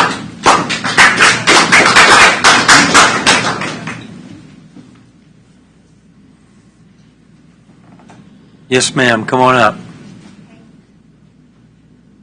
I didn't know a lot of this stuff when I wrote this up, okay? I'm Audrey Moody. I live at 15012 Parallel Road, Basehor, Kansas. And these comments are regard to the zoning. I've been looking at the map recently of southern Leavenworth County, and Ginger Creek Addition, north across Evans Road, it has 30 homes, and it only has one road to enter and exit. This seems to be a safety concern. Also, I discovered the subdivision is in the city of Basehor, which maybe it is and isn't, but that's what I was told. There appears to be several city of Basehor pockets in the county, and I always thought to annex a property, it had to meet the current boundary of a city. To annex a small piece of something is to attach to a larger piece. According to the Kansas City Star, Wyandotte County is facing bankruptcy, about $2 million, which they are trying to push down the road to 2026. You wouldn't know that by looking at the growth around the Legends, with the American Royal, Quilt Museum, racetrack, etc., etc. A person would think they were solvent, financially solvent. So in Leavenworth County, are they in a financial position with the influx of new homes in the southern area? There'll be at least 60 homes on the property at 16271 Evans Road, plus homes already in a position for development within the area. The maintenance for the county does not start until 2 or 3 years after the development has finished. Are they ready? Is the county ready for the next steps? A developer with a large tract of land should not have an effect to close neighbors and disrupt the established area. With the RR2.5, there could be approximately 60 homes, compared to 120 or more homes if changed to R1. 120 homes plus other developments in this area would make a significant challenge for the county to navigate. Roads are a big concern. County Road 2 has just been completed and leads to the south to K32. At one time, Kansas Highway Department was to take the top off the hill at K32, the east side, to improve the view at the intersection. And what happened? It remains a dangerous intersection. Or the traffic could go north to State Avenue, which is heavy with traffic right now, a lot of folks going to Tonganoxie. Or, to get out of the addition, you could go east to Kansas Avenue, to Highway 7. Have you ever been on that road, Kansas Avenue? It's dangerous, it's narrow, it's a trouble road with no shoulders. People get impatient when they can't fully get out of their area. Okay, ma'am, we're out of time. Thank you. Thank you, ma'am. I really appreciate it. Thank you. And by the way, those were some well-written comments. Thank you. Yes, ma'am. Hi, my name is Sandy Collins. I live at 17809 166th Street, directly north of the McGee property that you guys just passed over, and directly across the street from the Murphy property. I had put together some analysis of our neighborhood to present for the McGee property, but somewhere between the first time I looked at the agenda and today, the public comments dropped off. So I'll give them to you now. You all, in the last year, have approved 5 properties which were 40 acres or more and within a mile radius of these 2 properties, Murphy and McGee. Of them, due south of the Murphy property on 166th, there's 40 acres, and it has turned into 15 2.5-acre lake.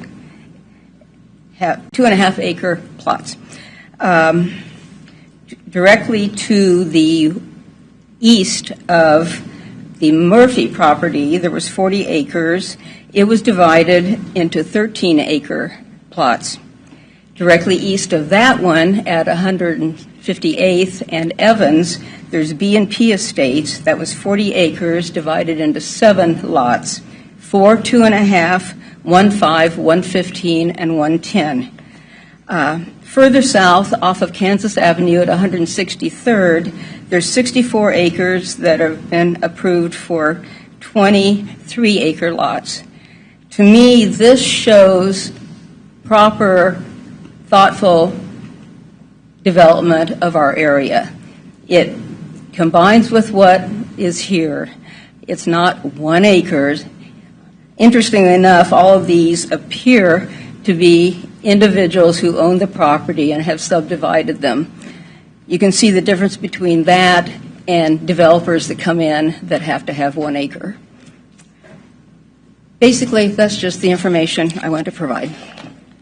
Thank you, ma'am.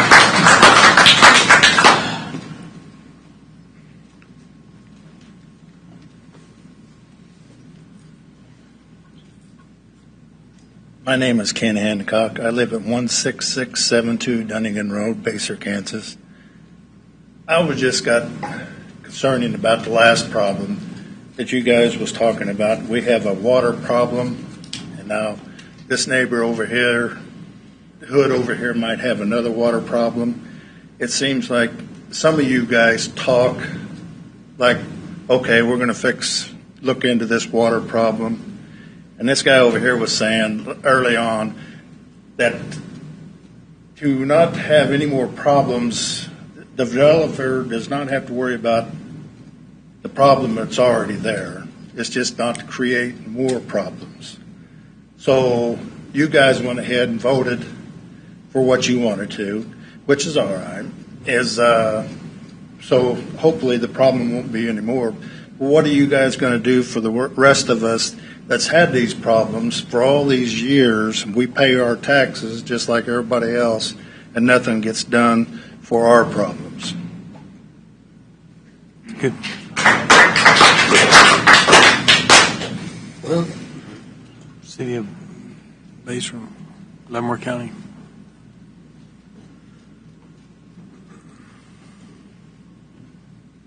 My name is Catherine Honor. I live at 16298 Conley Street, Basehor, Kansas. I own 10.5 acres that backs directly up to this. And I wasn't going to speak tonight, but there's just a couple things that they brought up that we've talked about as well, and one is the water. I share a 4-acre pond with my neighbor, and that pond is filled with all of the water that comes towards us and then continues onto that property that they're talking about, the creek and the water problems that come down there. And there are times that you just can't imagine how much water is coming down that way. The other thing, my biggest concern is the roads. I mean, I'm already concerned about the traffic that we have on Kansas. In fact, we're going to ask for stop signs to be put in because with the new development and they come 50 miles an hour and you can't see over the hill, and Evans Road is the same. And we have a real traffic issue already. And so bringing in all of these houses and that just really concerns me. And not only that, if you look at how many schools, we've lived there 30 years, and if you look at the amount of schools that have been built over the years and how much our taxes have gone up, I mean, the same thing is going to happen with bringing in all these more people. I just don't know how we're going to be able to afford to continue paying the taxes to sustain all of this coming in. Thank you. Thank you, ma'am.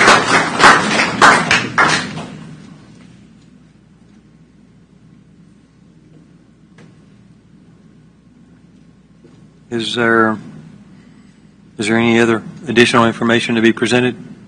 I have none. Okay, I believe we've got one more here. So my name's Ross Moody. I live at 17940 Cantrell Road, Linwood, Kansas. The only concerns that I see here, Mr. Rosenthal, he recused himself from this meeting here, but yet he voted for the one that is adjacent to the piece of property that he's selling. Is that not a conflict of interest? It's just a question. Thank you. Thanks, sir.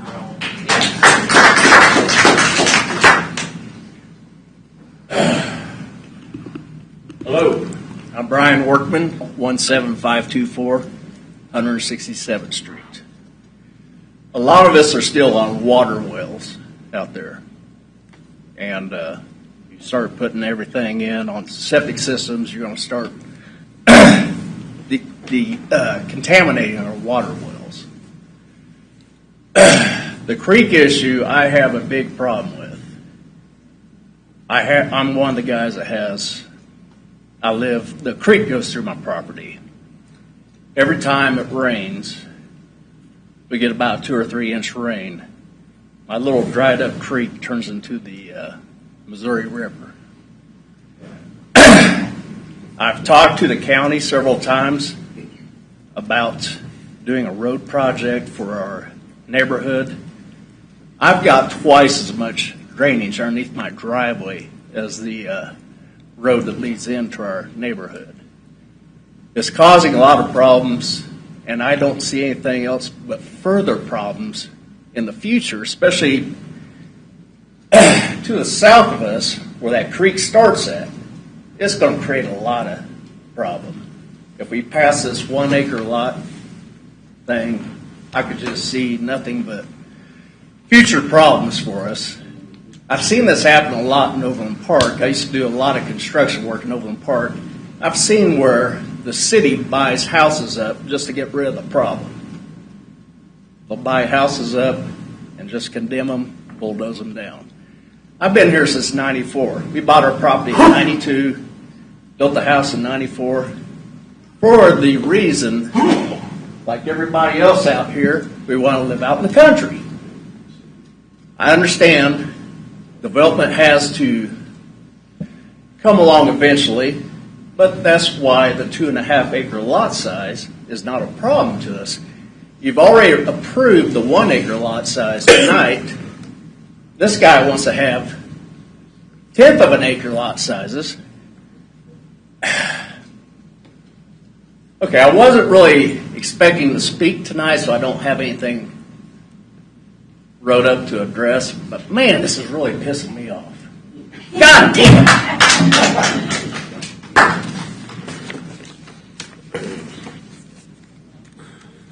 Show you guys just a picture of exactly what he's talking about when it rains.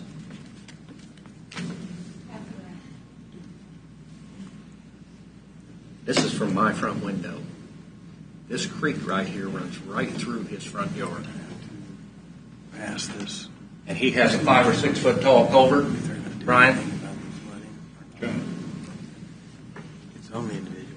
And this road becomes impassable around Ken's property. You can't get up or down these streets.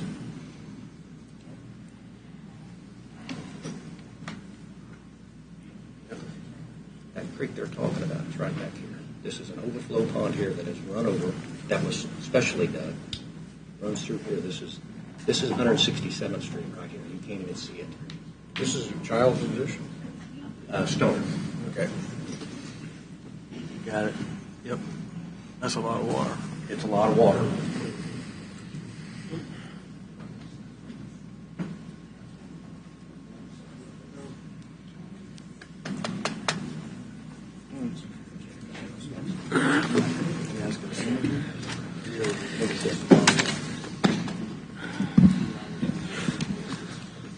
Council. Okay. Yes, ma'am. Please. So I think what would be best, Chairman, on this is if we can have this gentleman email that video Yeah. Yes. to this, so Yep. we can have it part of the official record. This is a public hearing, and we'd like to make sure we are preserving what everyone's seeing. Absolutely. So- So, hey, sir, that nice video, Or picture? yeah, the nice picture you have, we're going to have to confiscate your phone. Yeah. No, we're gonna ask that you. Well, I'm glad I brought a little bit of smile. Just email it. Yeah, just you're gonna have to email it to us. Email it. Yeah, she's. Yeah. The planning and zoning are gonna get these pictures and they're gonna include it. Yeah. Have your grandson do it. Anything else that we need to know? Yeah. Is there? Yes, ma'am. Please. I don't know that there's anything per se you need to know. I'll just remind everybody here that this is a public hearing. Everything that's being presented, we need to preserve it. And I think I'm going to be quiet so we can continue on with our public hearing and get it done tonight. No, I think he'd be happy to share those videos or pictures and anything else he's got that shows the flood water and the issue to John and the team here. We'll be happy to accept that. I think Stephanie went to go Yeah, get a Stephanie's card gone with, to- with an email address so that he can email that to us. I can say I was at the right place at the right time, but it's every time. Thanks, sir. I appreciate it. Thank you. Okay. John, is there anything else, any additional information to be presented tonight? No, sir. I have none. All right. The public comment portion of this public hearing is now closed. Kansas law allows for a petition protesting the decision of the Planning Commission to be filed. That petition must be filed within 14 calendar days after the date of the public hearing. Additional information on the filing of a protest petition can be obtained from the Office of Planning and Zone. Are there questions or comments from the members of the commission? Okay. Thank you. Well, at this time, I'll entertain a motion on this request. Leavenworth County Planning and Zone will have heard the case DEV 23-137, a rezoning request from RR 2.5 to R1. I'd like to make one comment. Yes, sir. I think that Mr. Riley brought up a good point in terms of would it be better to have 85 houses at 1 acre versus potentially 300 in terms of just the mathematics. However, that's all hypothetical, and it puts us in a position where I feel like our decisions kind of being held hostage by this way or this way when really there's another way as well. The city of Basehor, I think, does, just like the county does, need to have proper planning, and I think we all know there's growth going to happen. And I agree that higher density growth is going to happen. But when you drive through the city of Basehor and you see opportunities that are already in the city that aren't annexed or need to be annexed for development, that's where that should happen. Then move out. You know, we're talking about the potential of, between the case before this and this case, around 100 homes to go in an area that already is asking for a bond because our schools are crowded. That is already being one of the highest growth areas in the state, yet our taxes continue to skyrocket. So I don't know that more of the same equals a different or better result in terms of any of those issues. So just things to consider. Thank you, Councilman. I have something I'd like to add. Yes, sir. So, I own a real estate company, but I'm also fourth generation Leavenworth County Tonganoxie resident. I have people coming to me wanting to subdivide their land all the time, and I tell them it's a terrible idea in certain spots. Like Mr. Bailey said, there's places for it, and there's places that it shouldn't happen, that it just doesn't make sense. Once that land is developed, it's gone. It's done. And we're running out, folks. We're running out of land around Tonganoxie and Basehor, and it's important to make decisions not only today, tomorrow, but what's it going to look like in 20 years. And you have to think those kids that are moving back to Leavenworth County whose parents live here do so because they want it to be home. And what is home, or why have people moved out of here from, out here from Johnson County? Because they like that rural feel. And I think we're destroying that. Yes. And I mean, I just think when we decided to do 2.5 acres from 5, everybody freaked out, understandably, but what was the next comment? Well, this is going to lead to 1. And here we are. And what's next? So I think that we have to look at this on case-by-case basis, and then we're just going to have more and more meetings. But I think that everything that comes across because a developer wants to do it is not the best thing to just approve it because a developer wants to do it. Let me. This is good. This is good that we're having these discussions. Well, all right. It's not so much that a developer wants to do it. Let me just state that for the record. Right. It's not so much the developer wants to do this. Okay. It's the fact that we have a need and the growth is coming. That's a fact. Now we have industrial coming. That's a fact. And they're going to go somewhere. That's a fact. So every one of us, and I'm just like you, I'm building a house in a rural area too, and it's going to come. I knew that. But whether it's, and like Councilman Bailey said, I don't believe that the gentleman was addressing, if we don't take the 1 acre, the city of Basehor is going to move it to 300 homes in 1/10 of an acre like a city neighborhood. They could. The land's for sale. I believe he said the land is for sale. So growth is going to happen. There's going to be a development on that land one way or another. Is it going to be a development of that land in city with neighborhoods and there's going to be more schools? Or is it going to be a growth in that neighborhood where it's a 1 acre lot? Is there going to be growth in that neighborhood where it remains in its 2.5 acre lots?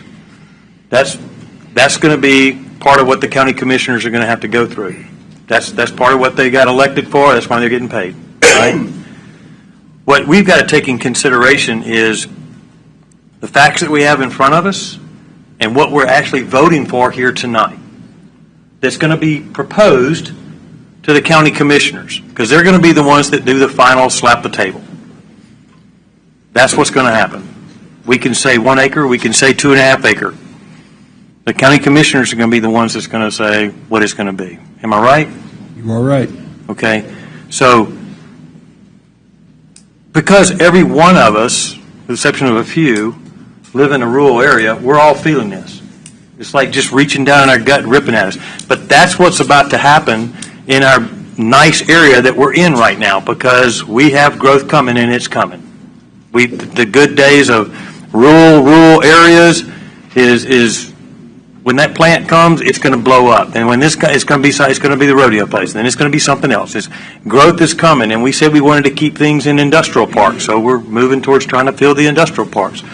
But how that growth comes, that's what we're going to talk about to the county commissioners from tonight's vote.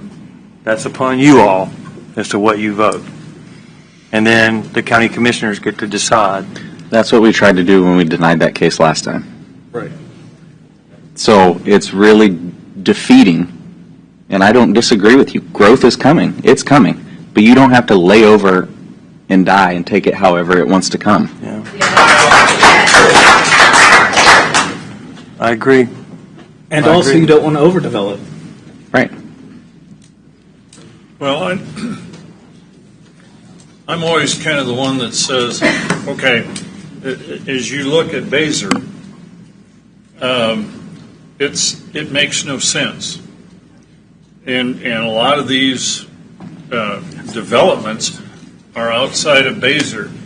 So is Baser waiting for us to make the hard decisions about whether we go one or mixed use or whatever, so then they can ask them to affiliate with them. As I read through the packet that was built, there was one note from the planning staff in Baser that was kind of equivocating. I would like to talk to the Baser planning staff or planning commission, and where are you guys headed? What do you want to do? And because that's the smaller community. So where are they headed? What do they want to do? Because they know that growth is coming too. And we don't know what their thoughts are, I don't think. And, I can go to their conceptual planning and all of that. It's just like ours. Our plan says 1 acre or actually mixed use for a lot of this. What does Baser say? Because this probably will impact them more than it will impact the county. That's just a thought. I'm sure we've reached out to Baser on this, and they did not reply back. They actually included the letter, which is included Yeah, it's in your the packet, but it's an equivocation, essentially. So essentially, whether it's a city or county, they're going to operate in the same way you are. They're going to take a look at that future land use plan. That is the requirement. So when they review their plan or they build their plan, that is going to be the first thing that they look at. And 1 acre in a city is an estate lot. Typically, lots are going to be anywhere from 10,000 square feet and down.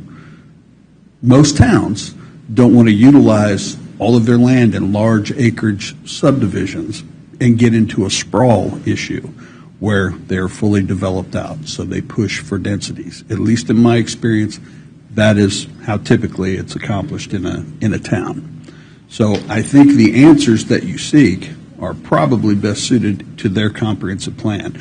As far as funding components for sanitary sewer, those aren't answers that their planning commission is typically going to have. Right. That would certainly be a governing body determination. But at this point, as I understand it, there is no funding stream for those improvements. They do have a general plan, but as I understand it, it's not currently funded. And if you run sanitary sewer, you are most certainly going to try to get as much density as you can to pay for the public improvement. Right. Thanks, John. Yes, sir. Hey, we're still open for discussion.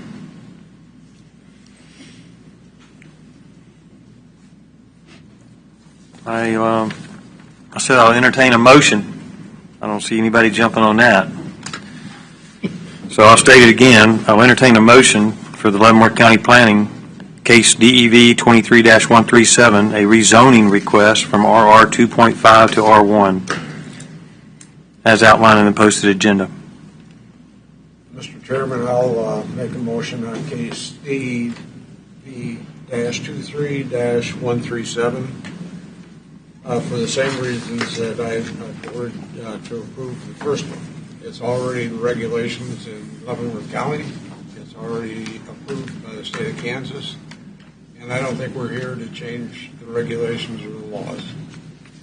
This doesn't mean that these are all going to be 1 acre lots, but I would much rather see 1 acre lots over there than 3 lots per acre.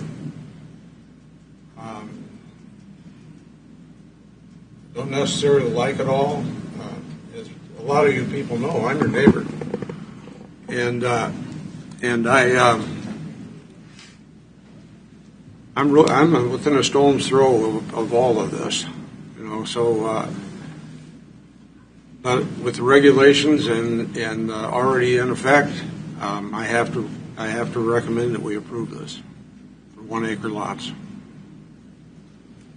Thank you. Now, I'm not sure I caught all that motion because that was a super long one, but we got it recorded. And I'll second that, Marcus. Okay, I have a motion and a second. Any discussion on the motion? And let me just say, I'm seconding it because my firm belief is it's never going to be 1 acres. As soon as Mr. Riley commits to this land, Baser is going to hop on that just as quick as they can, and you're going to see 300 homes, fellas. I mean, that's just going to be the sad reality. Baser is going to annex that property, and then they're going to annex your property. I can't speak for that. That is one chairman's opinion, okay? All right? The rest of us are not speaking. That's one chairman's opinion. We're not here to discuss that. But thank you, Chairman Owens. Okay, so I have a motion and a second. Discussion. Okay, I'll call the roll. What is the motion? We couldn't hear it. The motion is to approve a rezoning request from RR 2.5 to R1, as it's outlined in the posted agenda. That's the motion. Along with a lot of heartfelt compassion from a neighbor right down the street. Okay, let me call the roll. Councilman Bailey. No, citing character in the neighborhood.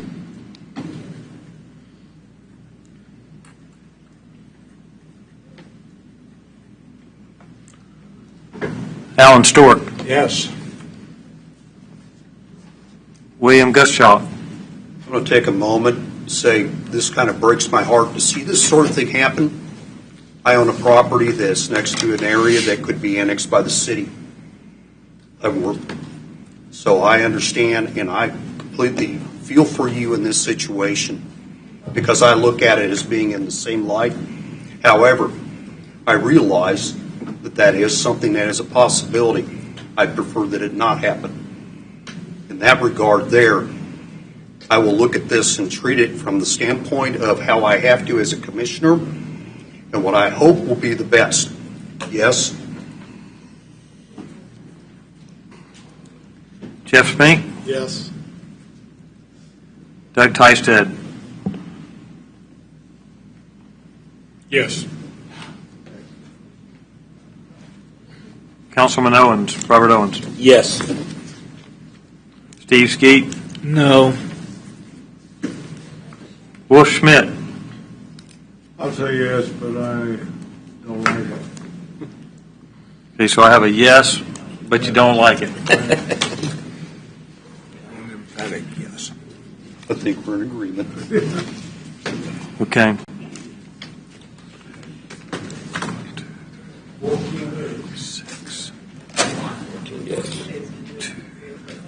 Okay, so the vote carries 6-2.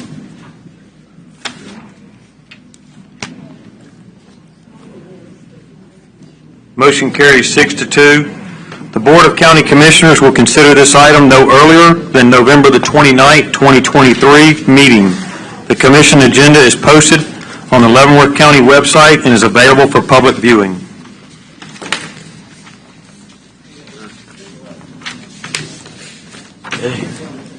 We are adjourned. I make a motion that we adjourn. All in favor say aye. Aye. All those opposed? We are adjourned.